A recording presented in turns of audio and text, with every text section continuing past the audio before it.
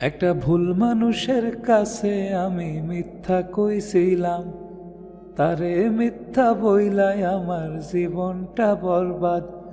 আমি সামনে পিছে না ভাবিয়া কি করিলাম, নিজের পায়ে নিজেই আমি কুড়াল মারিলাম, নিজের পায়ে নিজেই আমি কুড়াল মারিলাম। চৌধুরী বাড়ির প্রতিটি কোণায় কোণায় আলো জ্বলজ্বল করছে, চারপাশে যেন রাজকীয় সমাহার। তবে যার জন্য এত আয়োজন সে কোথায়? পুরো চৌধুরী বাড়ি খুঁজেও কোথাও খুঁজে পাচ্ছে না তাকে। একরাম চৌধুরী রীতিমতো চিন্তায় পড়ে গেছে। কোথায় গেল মেয়েটা? মাহি, মাহি, আম্মাজান কোথায় আপনি? না, কোনো সারা শব্দ নেই মেয়েটার। একরাম চৌধুরী এবার কিছুটা ঘাবড়ে গেল। মাহিমা, মাহিমাকে কোথাও দেখেছো? আজব! মাহি কোথায়, কিভাবে, কি বলবো? পালিত মেয়েকে নিয়ে এত ঢং দেখলে পাচ্ছি না। বলেই মুখ বাঁকিয়ে বিড়বিড় করতে করতে চলে গেল মাহিমা। 7 বছরের ভাতিজির মুখে এমন কথা শুনেও চুপ রইলেন ইকরাম চৌধুরী। বাবা, মাহিমাকে কোথাও দেখেছো? মাহি দিদিভাই তো ওর ঘরে আছে। কি বলো, ও ঘরে আর আমাকে পুরো বাড়ি খুঁজে বেড়াচ্ছি? রায়ান চৌধুরী নাতনির জন্য ছেলেকে এমন উদ্বিগ্ন হতে দেখে মৃদু হাসেন। জানো ইকরাম, আজ দিদিভাই আমার কাছে কি চেয়েছে?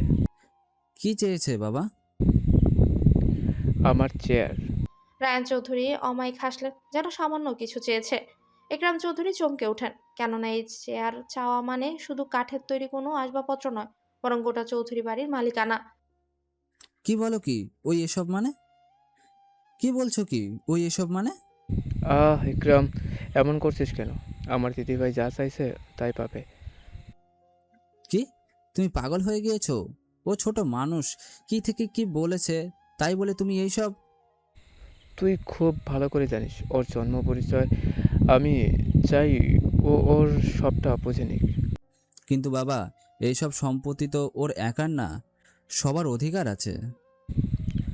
তোর এত কিছু ভাবা লাগবে না, সব আমার দিদিভাই বুঝে নেবে সময় হলে। তাই বলে?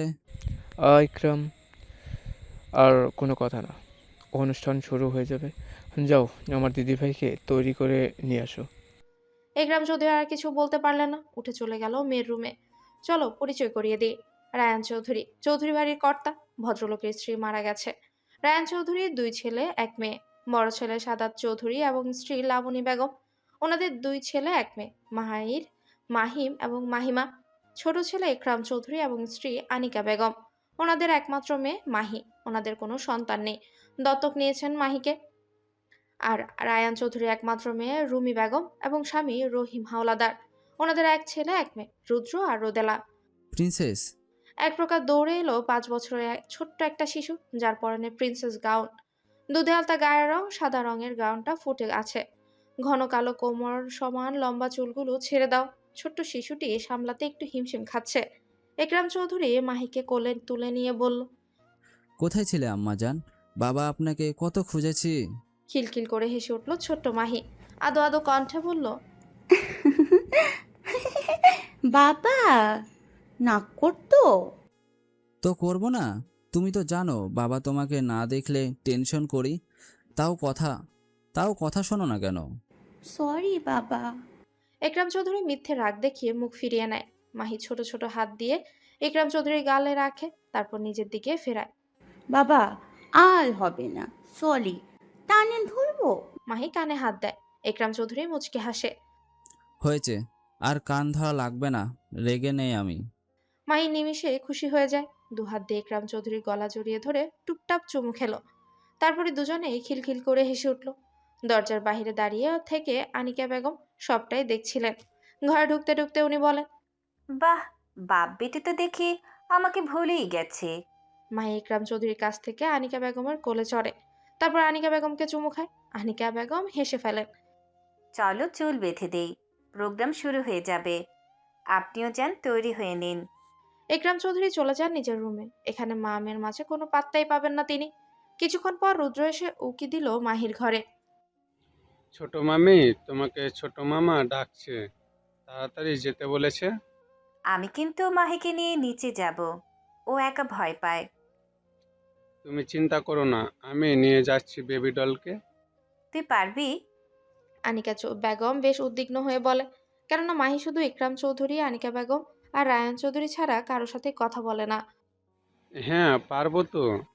আচ্ছা তাহলে ওকে নিয়ে আয়, আমি গিয়ে দেখি তোর মামার কি দরকার। আনিকা বেগম দ্রুত পায়ে রুম থেকে বের হয়ে গেল। রুদ্র এগিয়ে আসে মাহির সামনে। আমাকে চেনো? না। মাহি দুপাশে মাথা নাড়ায়। রুদ্র বুকে দুহাত আড়াআড়ি ভাবে ভাঁজ করে তাকায় মাহির দিকে। আমি রুদ্র? ও, তুমি মুত্রু? ছি, কি সব বলছো? আমি মূত্র হতে যাব কেন? আমি রুদ্র। হ্যাঁ, আমিও তো তাই বললাম, তুমি মুত্রু। আরে ধুর, ওটা মূত্র না, রুদ্র হবে। আমার সাথে বলো রুদ্র। রু রুদ্র। দ্র এবার বলো রুদ্র। মুত্রু। রুদ্র রীতিমতো রাগে ফুঁসছে। কেন যে এর সাথে কথা বলতে এলো, এখন নিজের মাথা দেয়ালে ঠুকতে ইচ্ছে করছে। থাক, আমার নাম বলা লাগবে না। চলো আমার সাথে। আমি নাবো না। মাহি, তুমি না গুড গার্ল? গুড গার্লেরা বড়দের কথা শোনে। মাহি আর কিছুই বলল না। ও চুপচাপ রুদ্রের হাত ধরে ঘর থেকে বেরিয়ে গেল। নিচে সবাই দাঁড়িয়ে আছে। রুদ্র মাহির হাত ধরে নিচে নামছে, আর মাহি ধীরে ধীরে এগিয়ে আসছে। চারদিকে আলো জ্বলছে। মাহি সবটা খুব মনোযোগ দিয়ে দেখছে। নিচে নেমে রুদ্র মাহির হাত ছেড়ে দেয়।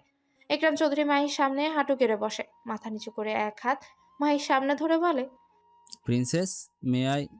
মাহি শৈল দুলিয়ে হেসে ওঠে, হাত বাড়িয়ে বাবার হাত আলতো করে ধরে। সাথে সাথে চারপাশে গান বাজতে শুরু করে। কিসি শাম কি তারা তেরা সাং হ্যাঁ কেহলা। Happy birthday to you, happy birthday to you. সবাই হাততালি দিচ্ছে আর মাহিকে জন্মদিনের শুভেচ্ছা জানাচ্ছে। চৌধুরীদের খুব কাছের মানুষজনদেরই আমন্ত্রণ করা হয়েছে, কিছু গণ্যমান্য নামি দামি মানুষ, আবার কিছু বিখ্যাত বিজনেসম্যানদের। চৌধুরী বাড়ির মানুষ ব্যতীত অন্য কেউ জানে না মাহি একরাম চৌধুরীর পালিত মেয়ে। জানবেই বা কিভাবে? মাহি জানে একরাম চৌধুরীর কপি পেস্ট। দুজনেরই কথা, চলাচলের ধরন, বুদ্ধি একই রকম। চৌধুরী বাড়ির প্রতিটি মানুষ মাহিকে ভালোবাসলেও মাহিমা ওকে সহ্য করতে পারে না। Happy birthday my princess, your gift. বলে ইকরাম চৌধুরী একটা বক্স এগিয়ে দেয়। মাহি বক্সটা হাতে নিয়ে দেখে সেখানে রাখা একটা সুন্দর ব্রেসলেট। মাহি চমকে গেল, চোখে মুখে খুশি উপড়ে পড়ছে।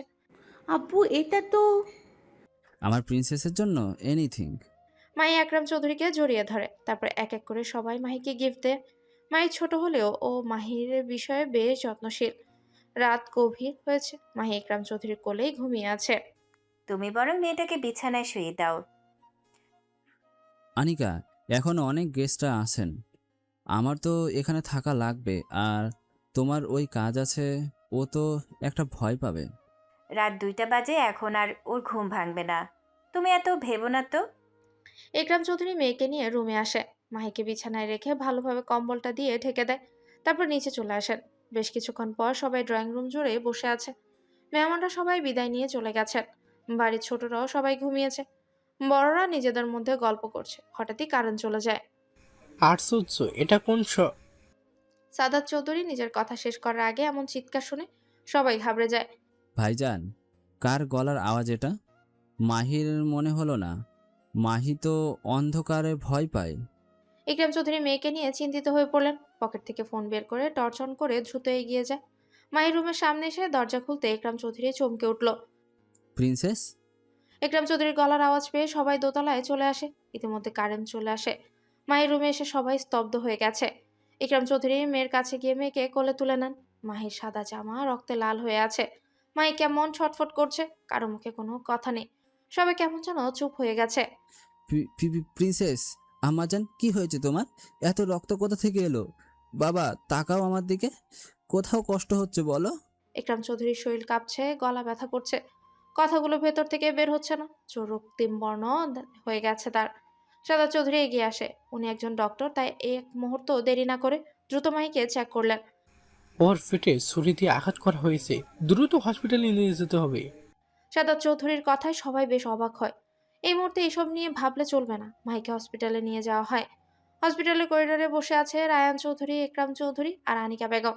সাদা চৌধুরী ইমার্জেন্সি রুমের ভেতর। সাদা চৌধুরী বেরিয়ে আসে। ওর প্রচুর ব্লিডিং হয়েছে, রক্ত লাগবে, তবে বাঁচার চান্স অনলি 2%। সাদা চৌধুরীর কথায় সবাই চমকে যায়। রায়ান চৌধুরী আর আনিকা বেগম ইকরাম চৌধুরীর দিকে তাকায়। ইকরাম চৌধুরী এগিয়ে আসে, নিজের হাত বাড়িয়ে দেয়। ভাইজান, কত রক্ত লাগবে আমার থেকে নেন, প্রয়োজনে সব নিয়ে নেন, আমার মেয়েটাকে আমার বুকে ফিরিয়ে দেন, আমি জানি আপনি পারবেন। ইকরাম চৌধুরী কাঁদতে কাঁদতে সাদাত চৌধুরীর পায়ের সামনে বসে পড়ে, পা জড়িয়ে ধরে বলে, আমার বুকটা ফুলে যাচ্ছে ভাইজান, আমার কলিজাটা ওই রুমে আমার কলিজাটা ওই রুমের বেডে শুয়ে আছে, ও কথা বলছে না, বাবা বলে ডাকছে না, ওকে বলেন না উঠতে। ইকরাম চৌধুরী পাগলের মতো করছে। সাদাত চৌধুরী বারণ করার পরও উনি রক্ত দিয়েছেন। আশ্চর্যজনক ব্যাপার হলো, ইকরাম চৌধুরীর সাথে মাহির 50% ডিএনএ মিলে যায়, কিন্তু কিভাবে? মাহিকে তো অ্যাডপ্ট করা হয়েছে। কোনো হিসেব মেলাতে পারছে না Sadat Chowdhury. Sir, sorry to say, পেশেন্টের হাতে সময় কম।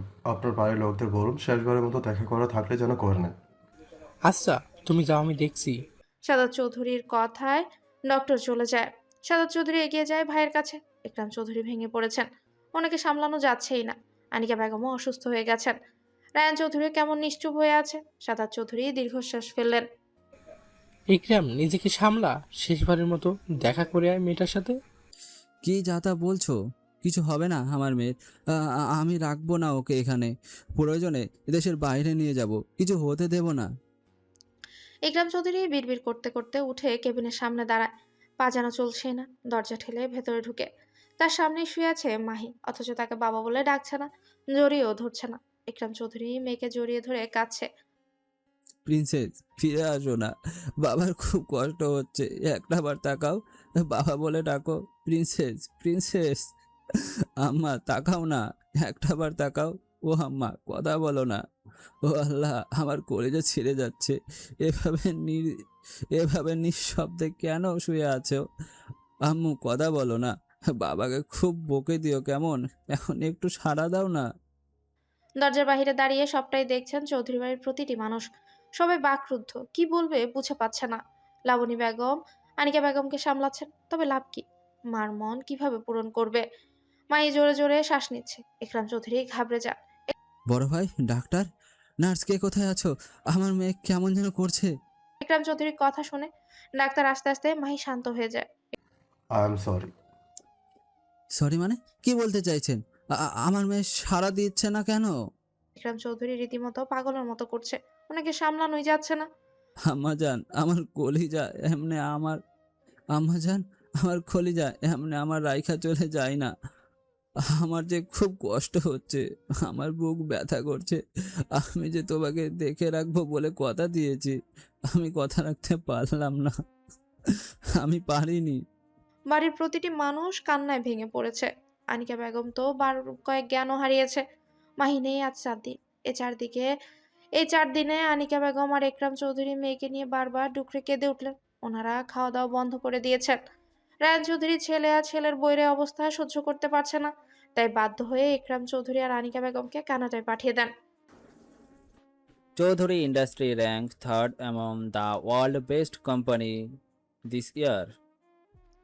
চারিদিকে সবাই করতালি দিচ্ছে, কেউ প্রশংসা করছে তো কেউ অবাক হচ্ছে। হোস্ট পুনরায় বলল, Kaiser Industry has been ranked second among the world best company this year. হোস্টের কথা শুনে সবাই বেশ অবাক হয়। হওয়ারই কথা, যে কোম্পানি ফার্স্ট র্যাঙ্কে থাকে বিগত 6 বছর যাবৎ, সেই কোম্পানি আজ দ্বিতীয়। কিভাবে সম্ভব? কে প্রথম স্থানে আছে? চারপাশে একটাই কথা, কে আছে প্রথম স্থানে? হোস্ট নিজেও বেশ অবাক হয়। তাড়াতাড়ি প্রথম স্থানে কে আছে দেখার জন্য কার্ড হাতে নেন।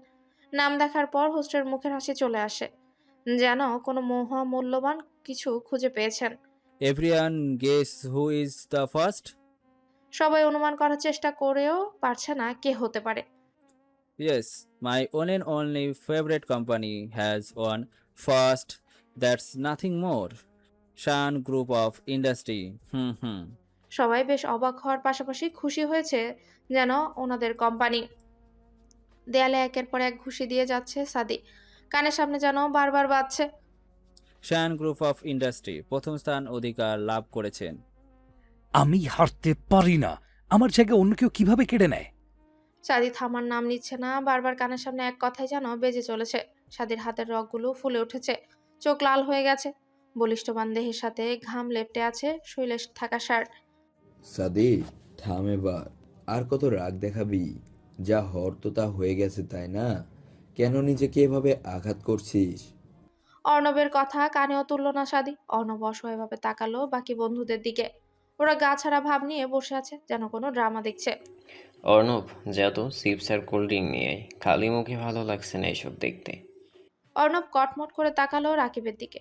কাবির আর সাইফ নীরব দর্শকের ভূমিকা পালন করছে। সাদি, এবার থাম। এমনিও ওই কোম্পানি ফার্স্ট হওয়ার কথা ছিল।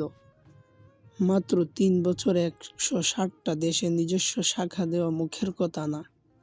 তুই মান বা না মান, কোম্পানি ওনার বেশ সৎভাবে আজ এই জায়গায় আসছে।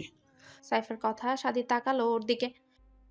তুই আমার ফ্রেন্ড হয়ে আরেকজনের সাপোর্ট করছিস? কি বোঝাতে চাচ্ছিস আমি অসৎভাবে কোম্পানি চালাই? আমার জায়গা কেড়ে নিয়েছে, আমি সবকিছুতে ফার্স্ট থাকি, তাহলে আজ কেন আমার কানে বারবার ওই কথাটা বাজতেছে? সাদি কথা শেষ করে পুনরায় দেয়ালে ঘুষি মারে। আচ্ছা, যা হওয়ার হয়েছে, চল আমরা বাইক রেস করি। রাতের রাস্তায় মানুষ কম থাকবে। এখান থেকে 100 কিলোমিটার দূরে থাকবে আমাদের উইনার লাইন। কাবিরের কথায় সবাই রাজি হয়। সাদি না চাইলেও ওদের সাথে যেতে হলো। তারপর 5টা বাইক চলছে জার্মানির রাস্তায়। শেষ রাতে পাল্লা দিয়ে ছুটে চলেছে বাইকগুলো। বাইকের স্পিড 100+ মিটার। হাওয়ার গতিতে ছুটে চলেছে বাইকগুলো। বরাবরের মতো সাদি এবারও ফার্স্ট হয়েছে। সবার আগে ওনার লাইন ক্রস করেও বাইক থামছে না। এই সাদি, উইনার লাইন ক্রস করে ফেলছিস তো, থাম। সাইফ, বাইকে ব্রেক ফেল হয়ে গেছে, বাইক থামানো যাচ্ছে না। সাদির কথায় ওরা সবাই ঘাবড়ে যায়। ওরা সবাই আর বাইক থামায় না। সাদির বাইকের সাথে ওরাও সামনে এগোচ্ছে। বাইকের চাকা স্কিড করে। সাদির বাইকটা গিয়ে একটা গাছের সাথে ধাক্কা খায়। সাদি ছিটকে গিয়ে জঙ্গলের মধ্যে পড়ে। কাবিরা দ্রুত বাইক থামায়। তারপর জঙ্গলের মধ্যে ঢুকে সাদিকে খুঁজতে শুরু করে। কিরে, কই গেল? বেশি দূরে তো পড়ার কথা না। রাকিবের কথা ওরা বেশ বিরক্ত হয়। একে তো সাদিকে খুঁজে পাচ্ছে না, তার মধ্যে ওর এসব কথা। আর হাতে ঘুষি দেওয়ার কারণে এমনিতেই হাতের অবস্থা যাতা, তার মধ্যে এমনভাবে বাইক চালানোর কারণেও বেশ ব্যথা করছিল। এখন আবার এভাবে ছিটকে পড়ার কারণেও বেশ ব্যথা পায় সাদি। তবুও নিজেকে শক্ত রেখে উঠে দাঁড়ায়। চাঁদের আলোয় জঙ্গলের চারপাশে কেমন আলোকিত হয়ে আছে। কাবিরাও আর একটু ভেতরে ঢুকতেই দেখতে পায় সাদিকে। ওরাও দ্রুত এগিয়ে আসে। তবে বিপত্তি সৃষ্টি হয় জঙ্গল থেকে বের হতে গিয়ে। যত বের হওয়ার জন্য এগিয়ে যাচ্ছে তত যেন জঙ্গলের ভেতর চলে যাচ্ছে। পাল, মনে হচ্ছে আমরা জঙ্গলের মধ্যে রাস্তা হারিয়ে ফেলেছি। যত যাচ্ছি ততই ভিতরে ঢুকে যাচ্ছি। রাকিবের চোখে মুখে বিরক্তি ফুটে উঠেছে। আমার মনে হয় আমরা জঙ্গলে হারিয়ে গেছি। রাকিবে সাইফ বলা শেষ করে বাকিদের দিকে তাকায়। সাইফের কথা আর অর্ণব বলে, ঠিক বলেছিস, আমারও তাই মনে হচ্ছে। আমার মনে হয় আর একটু যাওয়া দরকার, হয়তো কিছু পাবো। সাদির কথা ওরা সামনের দিকে যেতে লাগলো। হঠাৎ করে ওরা থেমে গেল। চোখে মুখে অবাক হওয়ার রেশ। কাবির, আমি যা দেখছি তুইও কি তাই দেখছিস? কাবির কটমট করে তাকায়। অর্ণবের বাচ্চা, তুই একা না, আমরা সবাই দেখেছি। আমার কোনো বাচ্চা নাই, আমি সিঙ্গেল। ভাই, এটাকে দেখে আমার ছোট বেলার কথা মনে পড়ছে। রাকিবের কথা ওরা সবাই ভ্রু কুচকে তাকায়। তোর কি মনে পড়ে গেল? সাইফের কথায় রাকিব নড়ে চড়ে দাঁড়ায়। আসলে আমার ছোটবেলার রূপকথার গল্পের কথা মনে হচ্ছে। আসলে তো তাদের সামনে দাঁড়িয়ে আছে একটা পুরনো রাজপ্রাসাদ। প্রচুর পুরনো প্রাসাদ। পাশেই বোর্ডে লেখা অনুযায়ী 750 বছর পুরনো হবে এই প্রাসাদ। চাঁদের আলোয় মার্বেল পাথরগুলোর মধ্যে নিখুঁত কারুকাজ করা। যেখানে জ্বলজ্বল করছে জার্মানি ভাষায় লেখা ট্রামুলাঙ্কস, যার ইংরেজি অনুবাদ হলো ড্রিম নাইট হাউস। আশ্চর্যজনক বিষয়, প্রাসাদটা বেশ সুন্দর আর আকর্ষণীয়। চল নিউ কিছু এক্সপ্লোর করি। সাদির কথা শুনে সবাই রাজি হলেও কাবির যাবে না বলে নাচক সাদির কথা শুনে সবাই রাজি হলেও কাবির যাবে না বলে নাচক করছে। ওর একটাই কথা, প্রাসাদটা বাইরে থেকে দেখতে ভুতুড়ে লাগছে। তার উপর কিছু হয়ে গেল ওর রেহাই কি করবে? আর তার উপর ওর কিছু হয়ে গেল রিয়া কি করবে? আর মাত্র 3 মাস বাকি ওদের বিয়ের। ওর কিছু হলে নাকি রিয়া বিয়ের আগে বিধবা হয়ে যাবে। অনেক হা হুতাশ করেও লাভ হয়নি। বাধ্য হয়ে মুখ লটকে ওদের সাথে ওকেও যেতে হয়েছে। ওরা সবাই একসাথে প্রাসাদের ভেতর ঢুকে। কাবির অর্ণবের হাত খামচে ধরে আছে। বাকিরা ওদের পেছন নয় হাঁটছে। ভেতর ঢুকে সবাই বেশ অবাক হয়। প্রাসাদটা তো পুরনো, তাহলে এত পরিষ্কার কিভাবে? এখানে কি কেউ থাকে? সাদি ঘুরে ঘুরে সবটাই দেখছে। ওদের থেকে আলাদা হয়ে গেছে সেদিকে খেয়াল নেই। সাদি হঠাৎই শুনতে পায় কেউ কাঁদছে। আশ্চর্য, এখানে কে কাঁদছে? সাদি কৌতূহল মেটাতে এগিয়ে যায়। একটা ঘরের সামনে এসে সাদি থেমে যায়। শব্দটা এই ঘর থেকে বেরিয়ে আসছে। সাদি দরজা ধাক্কা দিতেই চমকে যায়। সাদি অস্পষ্ট স্বরে বলে ওঠে। সাদি দরজা ধাক্কা দিতেই চমকে যায়। এমন একটা জায়গা, একা একটা মেয়ে। আশ্চর্যজনক বিষয়, মেয়েটা সেজদারত অবস্থাতে কান্না করছে। রাত 4টার বেশি বাজে। সাদির ভাবনার মধ্যে নাকে এসে লাগলো মিষ্টি একটা সুবাস। সাদি আবেশে চোখ বন্ধ করে নেয়। ঘ্রাণটা কিসের? সাদি অস্পষ্ট স্বরে বলে ওঠে। ফুল। কে এই মেয়ে? জঙ্গলের মধ্যে এমন একটা জায়গায় কি করে এলো? আর এইভাবে কান্না করছে কেন? ফুল। হঠাৎ কাঁধে কারো হাত পড়তে সাদি চোখ খুলে ফেলে। সামনে তাকাতেই দেখে মেয়েটা নেই। কোথায় গেল? মাত্রই তো ছিল। কিরে, কি ভাবছিস? আর এখানে কি করছিস তুই? মেয়েটা কোথায় গেল? সাদির কথায় ওরা বেশ অবাক হয়। তবে নাই বা কেন হবে? নাই বা কেন? এমন একটা জায়গায় মানুষ আসবে কোথা থেকে? কি যা তা বকছিস? এখানে মেয়ে আসবে থেকে? পুরো প্রাসাদ ঘুরে দেখেছি, কেউ নাই। কিন্তু রাকিব, ও ছিল, মাত্র ছিল, এখানে ছিল। সাদি সামনে হাত তাক করে দেখাচ্ছে। ওরা সবাই তাকায়, কেউই তো নেই। তাহলে কার কথা বলছে সাদি? সাদি রুমের মধ্যে ঢুকে চারপাশ দেখতে লাগলো। কই গেল মেয়েটা? এই ঘর থেকে নাই হয়ে গেল? কিন্তু কিভাবে? বের হওয়ার জন্য তো আর কোনো পথ নেই। তাহলে গেল কই? তুই ভুল দেখছিস। না সাইফ, আমি দেখেছি ও শেষারত অবস্থায় কাঁদছিল। দেখেছিস? সাদিও বলেছে কেউ কাঁদছিল। আর তোরা আমার কথা বিশ্বাস করিসনি। চল, চলে যাই এখান থেকে।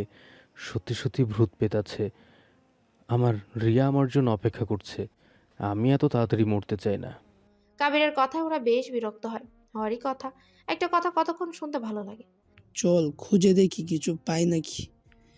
ভোর হতে চললো, আমাদের যাওয়া উচিত। সাইফের কথায় ওরা সবাই চারপাশে তাকিয়ে দেখতে লাগলো। হঠাৎ রাকিব বলে ওঠে। চোখে দেখ, দেওয়ালে মানচিত্র রাখা, আমরা জঙ্গল থেকে বের হতে পারবো। মুখে খুশি উপড়ে পড়ছে ওদের। পকেট থেকে ফোন বের করে মানচিত্রের একটা ছবি তুলে নিয়ে বেরিয়ে আসে প্রাসাদ থেকে। মানচিত্রে দেখানো রাস্তার মতো এগিয়ে গিয়ে পৌঁছে যায় মেন রোডে। কিছু সামনেই দেখতে পায় তাদের বাইকগুলো। সাদি, তুই আমার বাইকে উঠে পড়। তোর হাতের অবস্থা ভালো না, তার মধ্যে শরীরে ব্যথা আছে নিশ্চয়ই। অর্ণবের কথায় সাদি ওর বাইকে উঠে বসে। ওরা দৃষ্টি সীমানার বাইরে চলে যেতে আড়াল থেকে বেরিয়ে এলো একজন রমণী। চোখে মুখে বিরক্তি ফুটে উঠেছে, যেন ওদের আশাতে বড্ড বিরক্ত সে।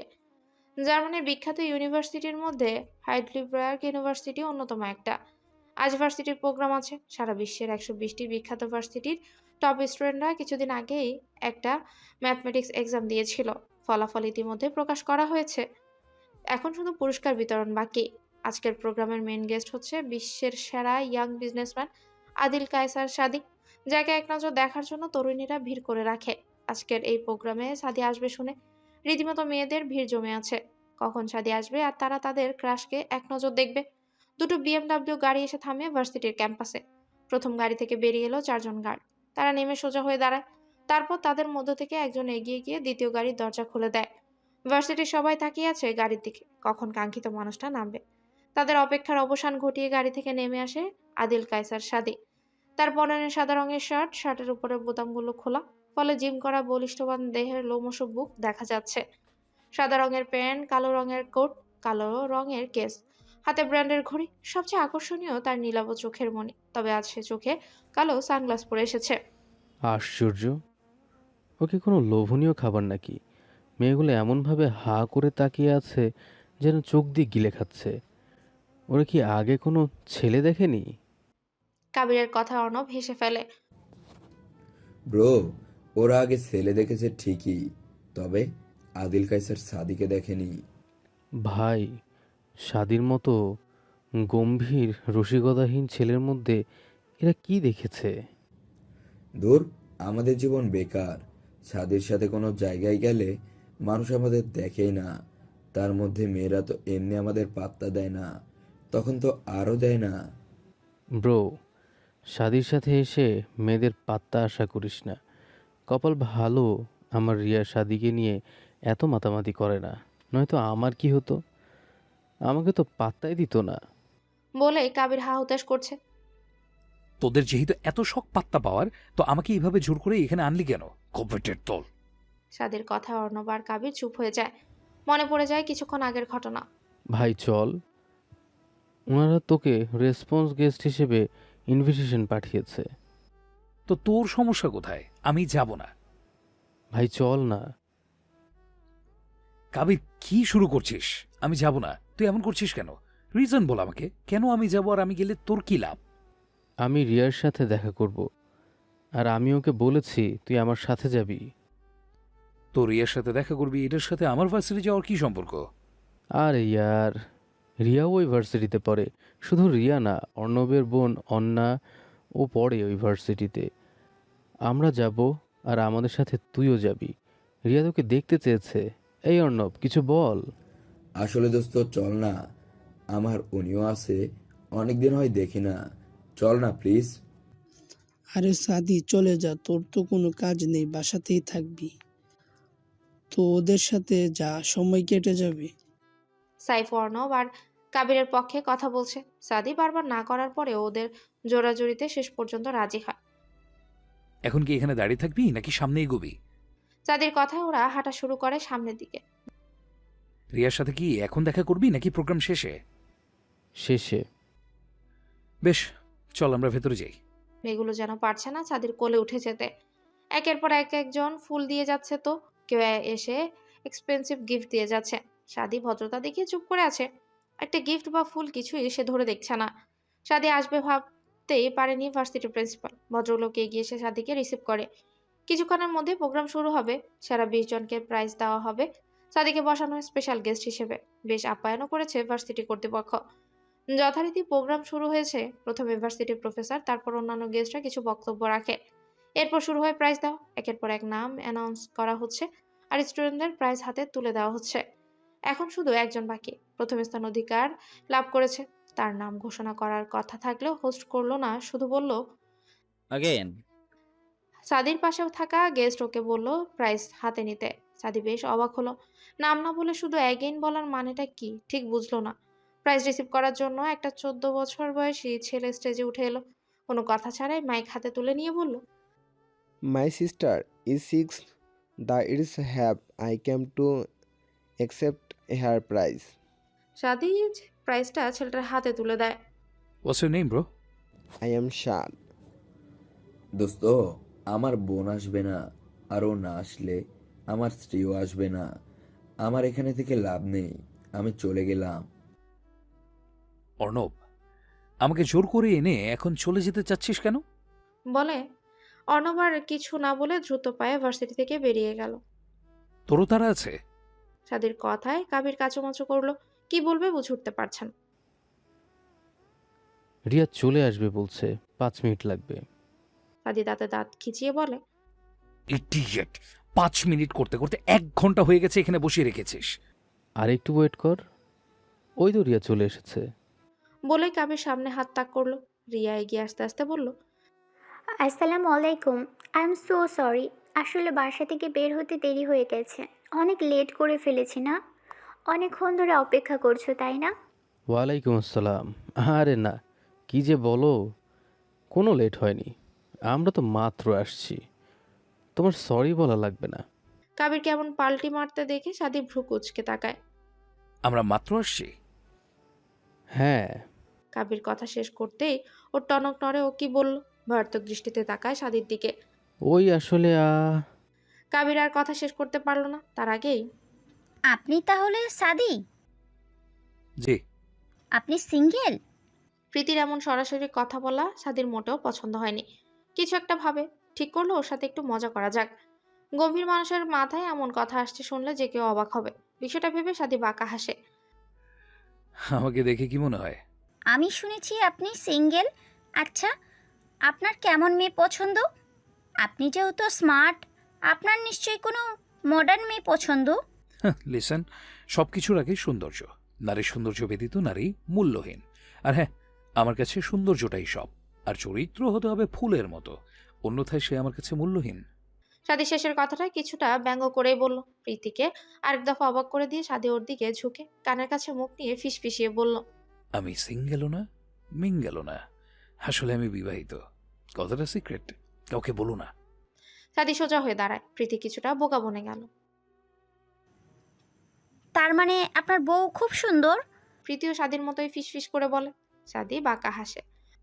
হুম, খুব সুন্দর। তার রূপ, গুণ, প্রেম সবটা আমার জন্য। ইভেন তুমি বলতে পারো ও পর্দা করে।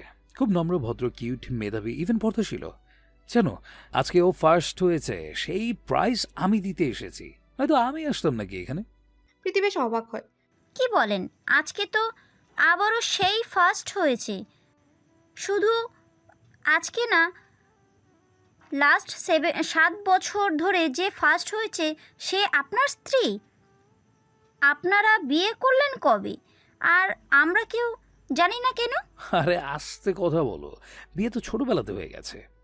আর একটু আগে না বললাম এটা সিক্রেট, তাহলে জানবে কিভাবে? প্রীতি বোকার মতো চেয়ে আছে সাদি বিয়ে করে ফেলেছে, তার উপর এমন একটা মানুষকে। কাবির ভ্রুকুচকে তাকিয়ে আছে সাদির দিকে। যে ছেলে মেয়ে দেখলে দূরে থাকে, কথা বলে না, হুহা ছাড়া উত্তর দেয় না, আজকে এত কথা বলছে। কাবির প্রীতির দিকে তাকায়। মেয়েটা লম্বা, পিঠ সমান, চুলগুলো ছেড়ে দাও, ফর্সা গায়ের রং। আচ্ছা, সাদির সাথে কেমন মানাবে? না, বাজে দেখাচ্ছে। নিজের ভাবনায় নিজেই চোখ মুখ কুচকে ফেলে। কি রে, কি কথা বলছিস? প্রীতি কিছু বলবে তার আগে সাদি ওকে পুনরায় ফিসফিসিয়ে বল, এটা কিন্তু সিক্রেট, কাউকে বলবে না, কেমন? সাদির কথা প্রীতি মাথা নাড়ায়। আসলে ভাইয়াকে জিজ্ঞাসা করলাম একটা কথা। কি কথা? রিয়া ভ্রু নাচিয়ে জানতে চাইলো। বাদ দে। আসসালামু আলাইকুম ভাইয়া, আপনি কবির, তাই তো? আমাদের রিয়ার ফিয়ন্সে, তাই না? ওয়ালাইকুম আসসালাম। জি, আমি কবির। জানেন ভাইয়া, রিয়া সারাদিন আপনার কথা বলে। কবির এই করেছে, কবির সেই করেছে, কবির এই রকম সেই।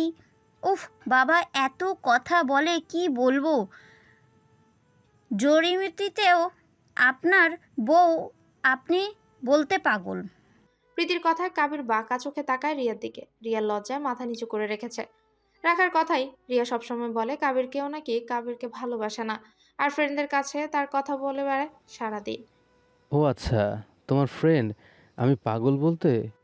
আরে হ্যাঁ, ও তো। প্রীতিকে আর কিছুই বলতে না দিয়ে মুখ চেপে ধরে রিয়া। এত কথা বলছিস কেন? এই জন্যই তোকে আনতে মানা করছিল ও। যদিও ওর কথা শুনতাম তাহলে আমাকে লজ্জায় পড়তে হতো না। রিয়া ওকে ছেড়ে দিয়ে সোজা হয়ে দাঁড়ায়, মিনমিনে বলে, আপনি ওর কথা কানে নিবেন না, ও বেশি কথা বলে। হ্যাঁ, বুঝতে পারছি, বেশি ফ্রেন্ডলি। আচ্ছা চলো, আশেপাশে কোনো রেস্টুরেন্টে গিয়ে বসি। সাদি চল, এখানে কোনো কাজ নেই। ভাইয়া জানেন, আপনার কথা এত শুনেছি, আপনাকে সামনাসামনি দেখব, কথা বলবো ভাবতেও পারিনি। কাবির যখন বলল আপনার ফ্রেন্ড, আমি তো প্রথমে বিশ্বাসই করতে পারিনি। আমি ওকে মজা করে বলেছিলাম আপনারা যদি সত্যিই ফ্রেন্ড হন তাহলে যেন আপনাকে নিয়ে আসে।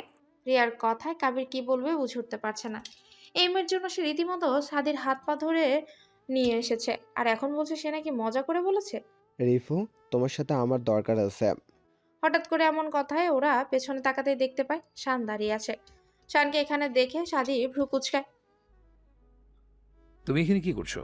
আর তুমি বাংলা বলছো, মানে তুমি কি বাঙালি? শান সাথীর কথায় ওর দিকে একইভাবে ভ্রু কুচকে তাকায়। হ্যাঁ, আমি বাঙালি। আমি আপির ফ্রেন্ডের সাথে দেখা করতে এসেছি। আপনি এখানে কি করছেন? শান, তুই ওনাকে কিভাবে চিনিস? ওর বোন তোমাদের ফ্রেন্ড? সাথীর কথায় প্রীতি আর রিয়া দুজনেই মাথা উপর নিচ করে। স্বাধীন নড়ে চড়ে বসে। মজা করতে গিয়েও কি ফেসাদে পড়লো না। যাকে চেনে না তাকে বউ বলছে, তাও আবার তার কার কাছে? ওই মেয়েদেরই ফ্রেন্ডদের কাছে। সাদি এবার খুব ভালো করেই বুঝতে পারছে প্রীতি তখন কেন এত অবাক হয়েছিল। আপনি ওকে চেনেন কি করে? প্রীতির কথায় সাদি ওকে ফিসফিসিয়ে বলে, আরে ও তো আমার শালা বাবু, ওকে চিনবো না? সাদির বাঁচার জন্য মিথ্যে বলে দিল, তবে মনে মনে নিজেকে বকতেও ভুলল না। সাদির কথায় প্রীতি কিছু একটা ভাবে, তারপরে চুপ হয়ে যায়। শান, তুমি এখানে কেন? রিপু, আমার সাথে একটু বাসায় যাবে? কেন, কি হয়েছে? তোমার আপি যেতে বলেছে? রিপু, তোমাকে আমি যেতে বলেছি। আপনি অনেক অসুস্থ, আম্মু আব্বু বাসায় নেই। শান কিছুটা অসহায়ত্ব নিয়েই বলল কথাগুলো। কি হয়েছে তোমার আপি? জানি না, দেখলাম হাতে ব্যান্ডেজ করা, ইভেন প্রচুর জ্বর। আব্বু আম্মুকে বলতে বারণ করেছে, নয়তো। সে কি, ও অসুস্থ বলেনি তো? তুমি তো চিনো তোমার বেস্ট ফ্রেন্ডকে, ও কেমন জানোই তো সব। নিজের কিছু হলে সে সব নিয়ে ভেবেও দেখে না জ্বরটা খুব বেশি। শানের কথায় সাদি ওর উদ্দেশ্যে বলে, তো তোমার বাবা মা কোথায়? আব্বু আম্মু সৌদি আরব গেছেন। আর কোনো রিলেটিভ নেই এখানে? আজব, পাবলিক তো আপনি। কেউ থাকলে কি আমি এখানে আসতাম? আমার সব থেকে বড় কথা, আপি পর্দা করে, ও আমার সামনে আসে না। শান কথাটা স্বাভাবিকভাবে বললেও সাদি অবাক হয়, কেননা ও তো মজা করে প্রীতিকে বলেছিল ওর বউ পর্দা করে। এখন তো দেখা যায় সত্যি হয়ে গেছে। আরে রেগে যাচ্ছ কেন? আমি তো এমনি বলেছি। আচ্ছা আমরা যাই তাহলে। ভাইয়া আপনি কিন্তু আমাদের বিয়েতে থাকবেন। রিয়ার কথা শেষে প্রীতি কিছুটা আস্তে করে বলে, আপনার বউকেও নিয়ে আসবেন কেমন? আসি। শানকে নিয়ে রিয়া আর প্রীতি চলে যায়। সাদি ওদের যাওয়ার দিকে তাকায়। এই বিষয়টা নিয়ে ঝামেলা হবে বেশ ভালো করে বোঝা হয়ে গেছে সাদির। এখন কেন জানি সাদির গান গাইতে ইচ্ছে করছে। সাদি, একটা ভুল মানুষের কাছে আমি মিথ্যা কইছিলাম, তারে মিথ্যা বইলা আমার জীবনটাই বরবাদ। রেস্টুরেন্ট থেকে বের হয়ে গাড়িতে ওঠার কিছুক্ষণ পর শানের বাবা কল করে জানায় তারা হজ করে চলে এসেছে। ওদের সারপ্রাইজ দিবে বলে আগে জানায়নি। যেহেতু শানের বাবা মা চলে এসেছে তাই রিয়া আর প্রীতি যায়নি ওদের বাসায়। ওরা মাঝ রাস্তায় নেমে গেছে। ব্যালকনির সোফায় বসে আছে একজন রমণী। দৃষ্টি তার আকাশের রূপার থালার মতো উঠা চাঁদে নিবদ্ধ। সামনে রাখা টি টেবিলের উপর উল্টো করে আইফোন 70 প্রো ম্যাক্স রাখা। ফোনে চলছে সূরা মারিয়াম তেলাওয়াত। আয়াত শেষে আবারও অর্থ শোনা যাচ্ছে। রমণীর দৃষ্টি আকাশে থাকলেও সে খুব মনোযোগ দিয়ে তেলাওয়াত শুনেছে এবং সাথে সাথে নিজেও আস্তে আস্তে বলছে। অর্থগুলো খুব মনোযোগ দিয়ে চুপচাপ শুনছে এবং বুঝে নিচ্ছে। হঠাৎ ফোনে কল আসায় বেশ বিরক্ত হয়। মূলত কল আসাতে নয়, বরং মনোযোগ নষ্ট হয়, সে বিরক্ত। ফোনটা হাতে তুলে নেয়। আসসালামু আলাইকুম। ওয়ালাইকুম আসসালাম। তুই কি আমাকে তোর ফ্রেন্ড মনে করিস? হঠাৎ এমন প্রশ্ন? এটা আমার উত্তর না। আচ্ছা বেশ, তোর এমন মনে হওয়ার কারণটা বল। না, মনে হওয়ার কারণ বল। এত কথা ঘোরাচ্ছিস কেন প্রীতি? কি হয়েছে বল, না বললে বুঝবো কিভাবে? প্রীতি একবার মুখ কালো করে বলে, তুই বিয়ে করে নিয়েছিস, জানাসনি কেন? ও, তুই জেনে গেছিস? তার মানে ভাইয়া না বললে আমি সত্যিটা জানতাম না। এখন জেনে গেছিস? হুম। কার কাছে জানলি? কেন, তোর বরের কাছে। আচ্ছা, কোথায় পেয়েছিস তাকে? কেন, কবির ভাইয়ের সাথে আসছিল। কাবিরটাকে? রিয়ার ফিয়ান্সে। ও, তুই বলছিস কাবির ভাইয়ার সাথে আসছিল আমার হাজবেন্ড, তাই তো? হুম। আর কি কি বলেছে তোকে? বলেছে তুই ভাইয়ার সাথে জন্য পর্দা করিস, ভাইয়ার জন্য অন্য ছেলেদের সাথে দূরে থাকিস। ইভেন শানকেও তো ভাইয়া চিনি। আমার হাজবেন্ড হয়তো আমার ভাইকেই চিনবে না। হ্যাঁ তাই তো। আচ্ছা, তোদের ছোটবেলায় বিয়ে হয়ে গেছে, এটা আমাদের বললি না কেন? প্রীতি মন খারাপ হয়ে গেছে। রমণী দীর্ঘশ্বাস ফেলে। কে না কে একে একে উল্টাপাল্টা বকছে আর বিশ্বাস করে নিয়েছে। বড্ড বেশি সহজ সরল। এত সহজ সরল হলে তো যে কেউই ঠকাবে। আচ্ছা, আমার হাজবেন্ডের নামটা কি? প্রীতি ভ্রু কুচকায়। তোর হাজবেন্ড আর তুই নাম জানিস না? আরে তুই তো সত্যিটা জানিসই তো, আমি বুঝবো কিভাবে যে তুই সঠিক মানুষের কথা বলছিস কি না? ও হ্যাঁ, তাই তো। এবার নামটা বল। কেন, আদিল কায়সার সাদি। আদিল কায়সার সাদি, ইয়াং বিজনেসম্যান, তাই তো? হ্যাঁ। উনি নিজে তোকে এই কথা জানিয়েছে? হ্যাঁ। আচ্ছা রাখছি আমি, এশারের নামাজের সময় হয়ে গেছে। কল কাটতে রমণী কিছুটা চিন্তায় পড়ে যায়। কি করবে এখন, কিভাবে সবটা সামলাবে? ঘরের কেউ কথাটা জানলেই কেলেঙ্কারি হয়ে যাবে। না, এই বিষয়টা বেশি বাড়তে দেওয়া যাবে না। ড্রয়িং রুমে সবাই বসে আছে, তবে ওদের মধ্যে বিন্দুয়া হচ্ছে সাদি। মূলত কাবির এসে ওর বাকি ফ্রেন্ডদের জানিয়েছে সাদি রিয়ার ফ্রেন্ডের সাথে ফিসফিসিয়ে কথা বলেছে। ব্যাস হয়ে গেছে এই কথা শোনার পর থেকে ওরা সাদির আশেপাশে ঘুরছে, তবে সাদি নিশ্চুপ। এবার তো বল কি কথা বললি? সাইফ আবারও একই কথা জিজ্ঞেস করাতে সাদি রেগে যায়। কি সমস্যা কি তোদের? বলেছি তো কিছু কথা হয়নি, তারপরে এমন শুরু করছিস কেন? সাদিকে রাখতে দেখে ওরা চুপ হয়ে যায়। রাত 12টা বাজে, চা গিয়ে ঘুমা, আমার মাথা খাস না তো। আর হ্যাঁ, আমরা কালকে বিডিতে ব্যাক করব। রাকিব কিছু বলার জন্য মুখ খুলতে নিলে সাদির শান্ত দৃষ্টিতে রাকিব চুপ হয়ে যায়। বোঝা হয়ে গেছে এখন কিছু বলা মানে বকাশোনা। ওরা আর কথা বাড়ায় না, চুপচাপ নিজেদের রুমে চলে যায়। সারাদিনের ক্লান্তি শেষে বিছানায় গা এলিয়ে দেয়। চোখ বন্ধ করতে চোখের সামনে ভেসে ওঠে সেদিনের কান্না করা মেয়েটার ছবি। সাদি উঠে বসে, দেয়ালে টাঙানো গিটারে হাত তুলে নেয়, বারান্দায় যায়, চোখ বন্ধ করে গিটারে টুংটাং শব্দ তুলে। মন হারিয়ে বেঘরে ডুবলো স্বপ্ন সাগরে, কোন সকালেরই ভোরে আসবি তুই। হো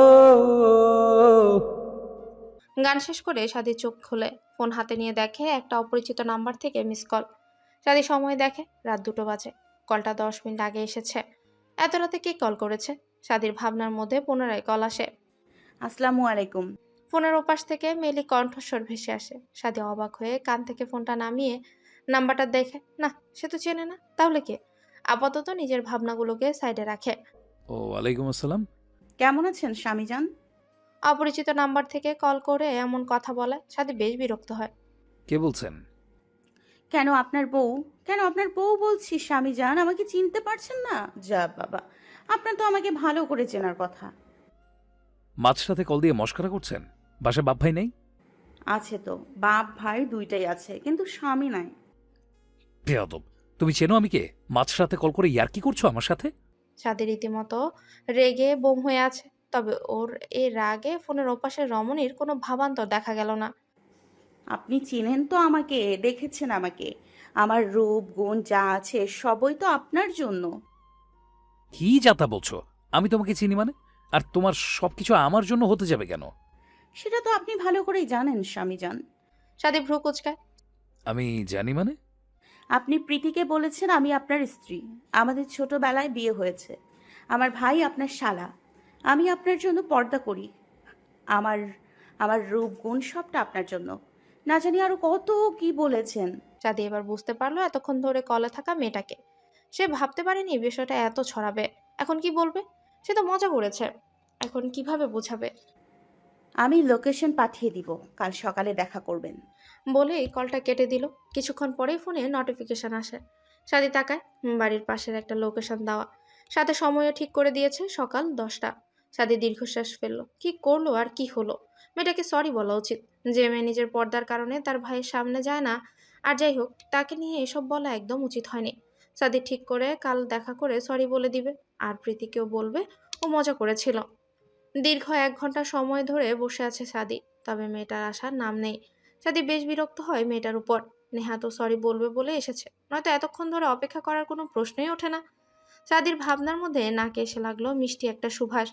সে এই সুবাসটা চেনে, খুব ভালো করেই চেনে, কিন্তু এখানে কিভাবে? সাদি পেছনে তাকাতেই দেখতে পায় কালো বোরখা পরে একজন মেয়ে আসছে। সাদি বুঝলো এইটাই সে মেয়ে, কারণ ও জানে মেয়েটা পর্দাশীল। তবে আশ্চর্যজনক বিষয়, মেয়েটা যত সামনে আসছে মিষ্টি ঘ্রাণটা ততই ঝাঁঝালো হচ্ছে। তার মানে কি এই সে? আসসালামু আলাইকুম। ওয়ালাইকুম আসসালাম। আপনাকে এখানে আসতে বলার কারণটা নিশ্চয়ই আপনার জানা আছে। সাদি কিছু বলছে না, ও মূলত ঘ্রাণটা উপভোগ করছে। আপনি শুনছেন আমার কথা? সাদি কিছুটা অন্যমনস্ক হয়ে বলে ফেলে কথাটা। আপনি কাকে কাকে বলেছেন এই মিথ্যা কথাটা? কারো কাছেই না। আপনি কি বলতে চাচ্ছেন প্রীতি মিথ্যা বলেছে? না। তাহলে এমন একটা কথা রটানোর মানে কি? আপনি জানেন এই কথাটা আমার ফ্যামিলি জানলে কি পরিমাণ প্রবলেম হবে? কোনো আইডিয়া আছে আপনার? তো প্রবলেম কি? মিথ্যাটাকে সত্যি করে ফেলি। কি? আপনার মাথায় সমস্যা আছে কোনো? আমি আমি অন্য কারোর বাগদত্তা, এসব কথা আর যেন না শুনি। এই মিথ্যার ফল খুব খারাপ হবে বলে দিলাম। আর এই এক মুহূর্ত অপেক্ষা করে না, মেয়েটা রেস্টুরেন্ট থেকে বেরিয়ে গেল। সাদি মেয়েটা যাওয়ার দিকে তাকিয়ে মুচকি হেসে বিড়বিড় করে বলে, My pretty flower, I want you at any cost. I badly need you. I'll make you mine. You are only mine. My flower, my happiness. As soon I will make you my wife. Wait and see. সারা বিশ্বে যেমন Kaiser group of industry রাজত্ব করছে, ঠিক একইভাবে ইরাকগঞ্জে রাজত্ব করছে জমিদার Kaiser villa. ইরাকগঞ্জের মানুষদের কাছে কাইসার পরিবার একটা আশীর্বাদ। মূলত কাইসার পরিবার পূর্ব থেকে জমিদার বংশের অধিকারী। সময়ের ব্যবধানে জমিদারিত্ব না থাকলেও জমিদারের প্রভাব এখনো আছে। কাইসার পরিবারের কর্তা আদনান কাইসার ভদ্রলোক পেশায় একজন কলেজের প্রিন্সিপাল ছিলেন। রিটায়ারমেন্টে হয়েছে বছর কয়েক হলো। আদনান কাইসারের স্ত্রী সিমিন বেগম। সিমিন বেগম পেশায় একজন ডাক্তার। ওনাদের 2 ছেলে 1 মেয়ে। বড় ছেলে আদিল কাইসার সাদি, ছোট ছেলে আহিল কাইসার সামির, আর ওনাদেরই একমাত্র মেয়ে আনহা সামিরা। কায়সার পরিবারের দ্বিতীয় কর্তা আকাশ কায়সার। উনি একজন রাজনীতিবিদ, এলাকার চেয়ারম্যান। আকাশ কায়সারের স্ত্রী রাইমা বেগম। রাইমা বেগম একজন অ্যাডভোকেট ছিলেন, তবে সংসারের কারণে তা ছেড়ে দিয়েছেন। ওনাদের এক ছেলে এক মেয়ে। ওনাদের এক ছেলে দুই মেয়ে। ওনাদের একমাত্র ছেলে আহাদ কায়সার রাদিম, বড় মেয়ে আলিসা রিমি আর ছোট্ট মেয়ে আহিয়া রিম। 1 মাস পর সাদি বাড়ি ফিরছে। এই খুশিতে আজ বাড়ির 2 কর্তি রান্নাঘরে রান্নার তোড়জোড় শুরু করে দিয়েছে। ওনাদের সাথে সাহায্য করছে রিকা। রিকা হলো সিমিন বেগমের ভাগ্নি। সাদি দেশে ফিরবে শুনে ও এই বাড়িতে এসেছে। সাদির পছন্দের সব রান্না আজ রিকা সবকিছু একা হাতে করেছে। সিমিন বেগম আর রাইমা বেগম দেখিয়ে দিয়েছে, আর রিকা রান্না করেছে। সাদিকে রিসিভ করার জন্য সামির আর রাদিম এয়ারপোর্ট গেছে। রিকা, জামা এবার ফ্রেশ হয়ে নে। রিকা আচ্ছা বলে রুমে যায়। সবাই অপেক্ষা করছে কখন সাদি আসবে। কিছুক্ষণ আগেই সামির ফোন করে জানিয়েছে তারা কিছুক্ষণের মধ্যে চলে আসবে। অধীর আগ্রহে বসে আছে কখন সাদি আসবে। কলিং বেলের শব্দে ছোটে রিম লাফিয়ে ওঠে। আম্মু, বড় আম্মু, সাদি ভাইয়া চলে এসেছে। ইয়ে ভাইয়া আমার জন্য গিফট নিয়ে এসেছে। ছোট্ট আহিয়ার খুশি শেষ নেই। সাদি আসছে মানে সবার জন্যই গিফট নিয়ে এসেছে। যদিও সাদি বাড়ির কারোর সাথে তেমন কথা বলে না, প্রয়োজন ব্যতীত কোনো কথাই সে বলে না। রিকা গিয়ে দরজা খুলে দেয়। সাদি বাড়ির ভেতর ঢুকে আগে সবাইকে সালাম দেয়। সিমিন বেগম ছেলেকে জড়িয়ে ধরে কাঁদছে। ছেলের কপালে চুমু এঁকে দিচ্ছে। সিমিন বেগম কাঁদবে, এটা স্বাভাবিক। কোনো মাই সহ্য করবে না সন্তান এমন ভব ঘুরে থাকা। মূলত সাদি 2 মাস 3 মাস কখনো এর থেকেও বেশি সময় দেশের বাইরে থাকে, আর দেশে আসলে 1 সপ্তাহ থাকে। বাহ আন্টি, ছেলেকে পেয়ে আমাদের ভুলে গেছো। কথাটা শেষ করে মুখ কালো করলো অর্ণব। সিমিন বেগম হেসে ফেলেন। 2 হাত মেলে দিতে অর্ণব সাহেব, কাবির, রাকিব একসাথে সিমিন বেগমকে জড়িয়ে ধরে। এ আর নতুন কিছু না। সাদি অল্প কিছু দিনের জন্য দেশে আসে, তাই ওরাও কায়সার ভিলাতে চলে আসে। এতে অবশ্য কায়সার বাড়ির কেউই কিছু বলে না, বরং তারা আরো খুশি হয়। যাও গিয়ে ফ্রেশ হয়ে নাও, তারপর নিচে এসে খাবার খেয়ে গিয়ে রেস্ট করবে। অনেকক্ষণ জার্নি করে এসেছো। আদনান কায়সারের কথা সবাই রুমে চলে যায়। কাবিরা যেহেতু প্রায় আসে, তাই ওদেরও আলাদা রুম আছে এই বাড়িতে। ফ্রেশ হয়ে এসে ওরা সবাই যে যার রুমে যায়। কায়সার বাড়ির নিয়ম, বাড়ির ছেলেরা আগে খাবার খেয়ে উঠে যাবে, তারপর মেয়েরা খাবার খাবে। আজও তাই হয়েছে।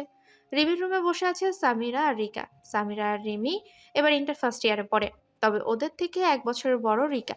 রিকা এবার ইন্টার সেকেন্ড ইয়ারে পড়ে। রিকা আপু, তুমি ভাইয়াকে কবে সত্যিটা জানাবে? সামিরার কথায় রিকা লাজুক হাসে। শুনেছি কালকের দিনটা সাদি ভাইয়ের ফেভারিট দিন। ভাবছি কালকে একটা সারপ্রাইজ অ্যারেঞ্জ করব। কেমন হবে? রিকা আপু, আইডিয়াটা কিন্তু খুব ভালো, তবে ভাইয়া তো গম্ভীর টাইপ, ওনার যদি গার্লফ্রেন্ড থাকে। আরে রিমি, কি চাতা বলছো? সাদি ভাইয়ের ওই রকম কেউ নেই। ওনার ব্যাপারে আমি সবটা জানি। তাহলে আজকে জানিয়ে দিচ্ছি। সামিরার কথায় রিকা মুচকি এসে জবাব দেয়, হ্যাঁ।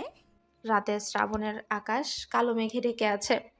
মেঘের মধ্যে মাঝে মাঝে একটা তারা জ্বলজ্বল করছে। সাদি এক দৃষ্টিতে তাকিয়ে আছে আকাশের দিকে। গুড়ি গুড়ি বৃষ্টি পড়ছে, সেদিকে তার কোনো খেয়ালই নেই। ছাদের রেলিং ঘেঁষে দাঁড়িয়ে আছে সাদি। চোখ বন্ধ করতে চোখের সামনে ভেসে ওঠে 15 বছরের আগের অতীত। মুষলধারে বৃষ্টি পড়ছে, খুব জোরে জোরে বজ্রপাত হচ্ছে। বারান্দায় বসে আছে 13 বছরের যুবক। হঠাৎই তার চোখ গিয়ে আটকায় বাগানে বৃষ্টিতে ভেজা 4 বছরের শিশুর দিকে। 2 হাত মেলে সে বৃষ্টি বিলাস করছে, আবার বজ্রপাতের শব্দে কেঁপে উঠছে। কখনো ফুলের সামনে গিয়ে ফুলের সুবাস নিচ্ছে, তো কখনো বাগানে দৌড়াচ্ছে। মেয়েটা হোঁচট খেয়ে পড়ে কান্না শুরু করে দেয়। যুবকটা গিয়ে দাঁড়ায় মেয়েটার সামনে। মেয়েটা মুখ তুলে তাকায়। আব্বুকে বনে দিব? সাদি ভ্রু কুচকে তাকায়, মূলত বুঝতে চেষ্টা করছে কি বলল। সাদির ভাবনার মাঝে মেয়েটা আবারও বলে ওঠে, আব্বুকে বনে দিব? আব্বুকে বনো না। ভয় পেও না নূর, কাউকে বলবো না। আমি নুল না, আমি মাহি। কথাটি শেষ করে মাহি গাল ফোলায়। সাদি শব্দ করে হেসে ফেলে। কিন্তু তুমি দেখতে নূরের মতো। তুমি জানো নূর মানে আলো, আর তুমি হলে এক বিন্দু পবিত্র আলো। ছোট্ট মাহির মাথায় সাদির এসব কথা ঢুকলো না। তোমার আব্বু আম্মু কই? কার সাথে এসেছো? তোমাকে তো আগে দেখিনি এখানে নূর। মাহি সামনের বাড়ির দিকে হাত তাক করলো। আব্বু আম্মুর সাথে আসতি। তুমি কে? আমি আদিল কায়সার সাদি। তুমি আমাকে আদিল বলতে পারো। আদিল? মাহির এমন আদো কণ্ঠে বলা কথা শুনে সাদি হাসে। চলো আমার সাথে ভেতরে, আর বৃষ্টিতে ভিজতে হবে না, পরে ঝড় চলে আসবে। সাদি হাত বাড়িয়ে দেয়। মাহি সাদির হাত ধরে বাড়িতে ঢোকে। কায়সার বাড়ির ড্রয়িং রুমে বসে আছে একরাম চৌধুরী আর আনিকা বেগম। মূলত আনিকা বেগম আর রাইমা বেগম বেস্ট ফ্রেন্ড, সেই সুবাদে বেশ আসা যাওয়া হয়। সাদি বৃষ্টিতে ভিজে বাড়িতে প্রবেশ করে। ওকে ভিজতে দেখে কায়সার বাড়ির সবাই চমকে যায়। সাদি তো বৃষ্টিতে ভেজে না, তাহলে আজ? কি রে, তোর এমন অবস্থা কেন? তুই তো বৃষ্টিতে ভিজিস না, তাহলে আজকে? সাদি ওর মায়ের কথার উত্তর দেয় না, ও একই জায়গায় দাঁড়িয়ে আছে। আসসালামু আলাইকুম আনিমা, কেমন আছো? ওয়ালাইকুম আসসালাম। আলহামদুলিল্লাহ ভালো আছি আব্বু। তুমি কেমন আছো? আর এভাবে ভিজেছো কেন? আনিকা বেগম কথার উত্তরও দেয় না সাদি। সবাইকে অবাক করে দিয়ে সাদি বলে। নূর, সামনে এসো। সাদির কথায় সবাই ভ্রু কুচকায়। এ বাড়িতে কারোর নাম তো নূর না, তাহলে নূর কে? নূর, সামনে আসো, কেউ কিচ্ছু বলবে না, তুমি আসো। কেউ কিছু বললে আমি তাকে সামলে নেব। সাদির কথা শেষ হতেই ছোট্ট মাহি ওর পেছন থেকে গুটি গুটি পায়ে বেরিয়ে আসে। মাহি ভিজে একাকার অবস্থা। প্রিন্সেস, এটা কি? একবার চৌধুরীর কথা শেষ হওয়ার আগে, একরাম চৌধুরীর কথা শেষ হওয়ার আগে সাদি চেঁচিয়ে ওঠে। কেউ কিচ্ছু বলবে না ওকে, আর না কিছু জিজ্ঞেস করবে। ওর ইচ্ছে করেছে, ও ভিজেছে। সাদি নিজের কথা শেষ করে দৌড়ে ওর রুমে যায়। কিছু সময়ের মধ্যে আবার ফিরেও আসে। ওর হাতে থাকা তোয়ালে আনিকা বেগমের হাতে দিয়ে মাহিকে মুছিয়ে দিতে বলে। সাথে এটাও বলে যায় মাহিকে যেন অন্য কারো জামা কাপড় না পরায়। আনিকা বেগম মাহির শরীর মুছিয়ে দিয়ে ওটা দিয়েই মাহির শরীর পেঁচিয়ে দেয়। সিমিন বেগম অবাক না হয়ে পারলেন না। যে ছেলে নিজের জিনিস নিজের মাকেই ধরতে দেয় না, সে নিজের জিনিস দিয়ে দিয়েছে কিভাবে? সাদি আনিকা বেগমের তোয়ালে দিয়ে বাড়ি থেকে বেরিয়ে গিয়েছিল। আবার ফিরে এসেছে একটা ব্যাগ নিয়ে। ব্যাগটা পলিতে মোড়ানো। ব্যাগটা আনিকা বেগমের হাতে দিতেই উনি তাকায় সাদির দিকে। এটা কি আব্বু? এটাতে নূরের জন্য জামা আছে, ওকে পরিয়ে দাও। সাদির এমন কথায় বাড়ির সবাই অবাক হয়, যেন নতুন কাউকে দেখছে। বেশি বৃষ্টি হয় একরাম চৌধুরীরা আজ থেকে যায় কায়সার বাড়িতে। রাতের খাওয়া দাওয়া শেষ করে সবাই কিছুক্ষণ কথা বলে যে যার মতো ঘুমোতে যায়। একরাম চৌধুরী আর আনিকা বেগম গেস্ট রুমে বসে আছে। ওনারা এখানেই থাকবে। আসবো? আসো। আসসালামু আলাইকুম। ওয়ালাইকুম আসসালাম। সাদি আব্বু, তুমি এখানে কি বলে? তোমাদের কাছে একটা জিনিস চাইবো, দিবে? আনিকা বেগম আর একরাম চৌধুরী একে অপরের দিকে তাকান। বলো, কি বলবে? কি লাগবে তোমার? আঙ্কেল, তোমার প্রিন্সেসকে আমাকে দেবে? আমি তাকে এঞ্জেল বানিয়ে রাখবো। তোমার কাছে সে রাজকুমারী হয়ে থাকবে, আর আমি তাকে রানী সাহেবা বানাবো। রাজ্য আমার থাকবে, রাজত্ব আমার নূর করবে। দিবে আনিমা? তোমার মেয়েটাকে আমি আমার বউ বানাবো। আঙ্কেল, তোমার প্রিন্সেসকে আমাকে দেবে? আমি তাকে এঞ্জেল বানিয়ে রাখবো। তোমার কাছে সে রাজকুমারী হয়ে থাকবে, আর আমি তাকে রানী সাহেবা বানাবো। রাজ্য আমার থাকবে, রাজত্ব আমার নূর করবে। দিবে আনিমা? তোমার মেয়েটাকে আমি আমার বউ বানাবো, তাকে আদিল কায়সার সাদি এর বউ বানাবো। মাত্র 13 বছরের ছেলের মুখে এমন কথা শুনে অবাক, বাকরুদ্ধ হয়ে গেছে একরাম চৌধুরী আর আনিকা বেগম। কি বলবেন বুঝে উঠতে পারছেন না তিনি। বিয়ে করে খাওয়াবে কি? তুমি তো ছোট। আমার মেয়েকে তোমার কাছে কেন দিব? কি আছে তোমার? শুনেছি পড়াশোনাও ভালো না, তাহলে ভবিষ্যতে ভালো কিছু করবে কি করে? আমার মেয়েকে বেকার কারো হাতে দিব কেন? যে প্রিন্সেস সে কোনোদিন কষ্ট পায়নি, যে প্রিন্সেস সে কোনোদিন কষ্ট পায়, সে প্রিন্সেস সে কোনোদিন কষ্ট পায়নি। তুমি কষ্ট দিবে না, বুঝবো কি করে? একরাম চৌধুরীর এমন কথায় সাদি তাকে জানায় সে নিজেকে প্রমাণ করবে। শুধু তাই নয়, বরং সাদি সেদিনের পর থেকে পড়াশোনায় মনোযোগী হয়। জেএসসি পরীক্ষায় সাদি গোল্ডেন এ+ পেয়েছিল। সারা বাংলাদেশে প্রথম স্থান অধিকার লাভ করে সবাইকে তাক লাগিয়ে দিয়েছিল। একরাম চৌধুরীর কাছে প্রতিদিন কল করে মাহির খবর নেয়। একরাম চৌধুরীও বাধা দেয় না। তার মতে মাহি নাকি তাদের থেকে সাদিকেই বেশি বিশ্বাস করে। মাহিকে কোলে নিয়ে বসে আছে সাদি। রাতের আকাশে তারা জ্বলজ্বল করছে। মাহি সাদির বুকে মাথা রেখে শুয়ে আছে। মাহি নিজের হাত আকাশের তারার দিকে তাক করে সাদিকে বলল, আতিল ভাই, দেখো তালাগুলো কত সুন্দর। নূর, তোকে না বলেছি ভাই বলবি না, অসহ্য লাগে আমার। আমি তালাদের কাছে যাব আতিল ভাই। তারাদের কাছে গেলে আর ফিরে আসা যায় না নূর। তুই আমাকে রেখে চলে যেতে চাচ্ছিস কেন নূর?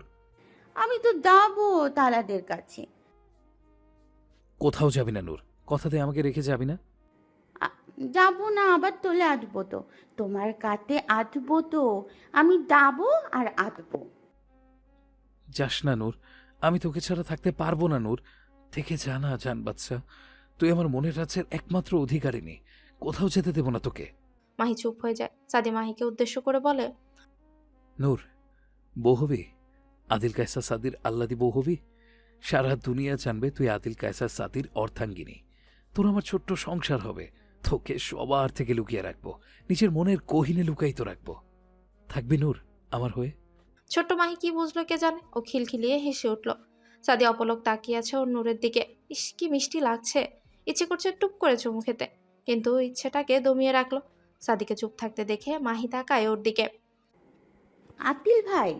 সাদি বেশ ভালো করে বুঝলো মাহির মতলব। মাহি ওকে রাগাতে চাইছে। সাদি ঠোঁট টিপে হাসে। বলো বনু। মাহি সাদির দিকে ভ্রুকুচকে তাকায়, ছোট হাত দিয়ে আঙ্গুল তুলে তাক করে সাদির মুখের সামনে। একদম বনু বলবে না, আমি তোমার বনু না। মাহি কথা শেষ করে গাল ফুলায়। সাদি মুচকে হাসছে। বনুই তো লাগো, তো বনু বলবো না কি বলবো? মাহি বুকে হাত গুজে মুখ ফিরিয়ে নেয়। জান বলবা বুঝছো, নুল বলবা, আর নয়তো মাহি বলবা। মাহির কথায় সাদি এবার শব্দ করে হেসে দেয়। মাহি ঘুরে তাকায় সাদির দিকে, ছোট ছোট হাত দিয়ে সাদির গালে রাখে, তারপর টুপ করে সাদির গালে চুমু খায়। সাদি স্তব্ধ হয়ে যায়, হাসি থেমে গেছে, গালে আপনা আপনি হাত চলে যায়। বিষয়টা কি হলো বোঝার জন্য মুখ নামিয়ে মাহির দিকে তাকাতে দেখতে পায় মাহি ওর অনেকটাই কাছে। বিষয়টা কি হলো বোঝার জন্য মুখ নামিয়ে মাহির দিকে তাকাতেই দেখতে পায় মাহি ওর অনেকটাই কাছে। সাদি মাহিকে কিছু বলবে তার আগে মাহি পুনরায় সাদির গালে অপর পাশে আবার চুমু খায়। সাদি অবাক হয়ে নিজের দুগালে হাত দিয়ে রেখেছে, হয়ে গেল মাহিকে আর পায়কে। ও ওখান থেকে বের হয়ে দেয় দৌড়। সাদি অবাক হয়ে নিজের দুগালে হাত দিয়ে বসে থাকে। সাদি আগের মতোই বসে আছে। অনেকক্ষণ ধরে সাদিকে দেখতে না পেয়ে আদনান কায়সার ছেলেকে খুঁজতে শুরু করে। উনি এসে দেখে সাদি গালে হাত দিয়ে বসে আছে। উনি হালকা ধাক্কা দিতেই সাদি মেঝেতে পড়ে যায়। আদনান কায়সার চমকে যায়। সাদি, এই সাদি, কি হয়েছে তোর? সাদির কোনো সারা শব্দ নেই, সে জ্ঞান হারিয়েছে আরো আগে। সেই দিনের পর মাহি সাদির থেকে একটু দূরে দূরেই থাকে। মাহি জন্মদিনের দিন বেশ রাত করে ফেরার পর মাইকে হসপিটালে নেওয়া হয়। এই কথাটা সাথে সাথে জানানো হয়নি সাদিকে।